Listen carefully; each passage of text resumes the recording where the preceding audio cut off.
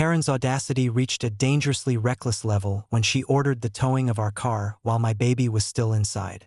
She assumed that her HOA authority, boldness, and aggression could override basic human decency and intimidate us into submission. What she did not anticipate was that her reckless act would immediately result in criminal charges for child endangerment and public humiliation. It began on a bright morning when my family and I were preparing to leave for a short trip. My infant was securely strapped in the car seat, a few final items being loaded into the vehicle. Karen, watching from her usual vantage point, coordinated with HOA enforcers to tow the car as a demonstration of her audacious authority.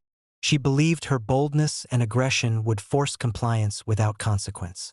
As the tow truck approached and hooked onto the car, panic immediately set in.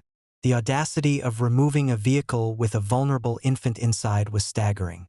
I rushed to the scene, shouting and demanding the immediate release of the car, while documenting the event through cameras, phones, and nearby witnesses. Karen, confident in her audacity, was unaware that her actions were now under intense scrutiny. The tow truck operator, initially following orders, hesitated as I approached and clearly identified the baby inside.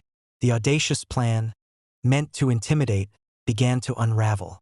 I instructed the driver to immediately disengage, while calling 911 to report child endangerment.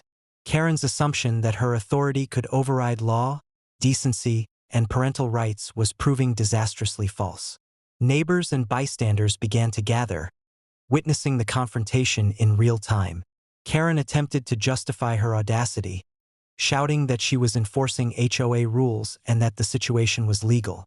Her boldness relied entirely on fabricated authority, but the reality was undeniable. She had endangered a child. Her audacity, meant to intimidate, had now become the foundation for criminal liability.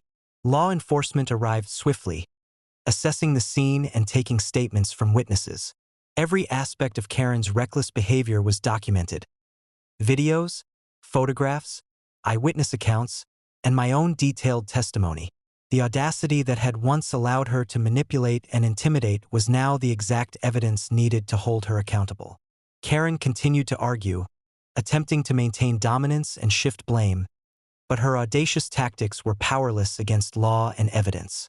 Officers confirmed that her actions constituted criminal child endangerment, harassment, and reckless behavior. Her plan to intimidate through boldness had backfired spectacularly. By mid-afternoon, Karen was formally charged, facing serious legal consequences. Her audacious attempt to assert authority had collapsed entirely, leaving her exposed, accountable, and humiliated. Cedar Pines residents watched in disbelief as her once feared boldness crumbled under scrutiny and consequence. Reflecting on the incident, the lesson was unmistakable. Audacity, when untempered by legality, foresight, and moral responsibility, is self-defeating. Karen's reckless decision to tow a vehicle with a baby inside had transformed her boldness into evidence of criminal intent, ensuring accountability and public humiliation. By evening, the neighborhood had absorbed the full story. Karen's audacious actions, previously intimidating, had become a cautionary tale of reckless entitlement and the inevitable collapse of boldness when confronted by law, preparation, and evidence. Karen's attempt to use audacity to manipulate, intimidate, and control had spectacularly failed. Her boldness had endangered a child, triggered criminal charges, and destroyed her authority in the community. The audacity she relied upon so heavily had become her greatest liability, teaching everyone that reckless aggression has immediate and unavoidable consequences.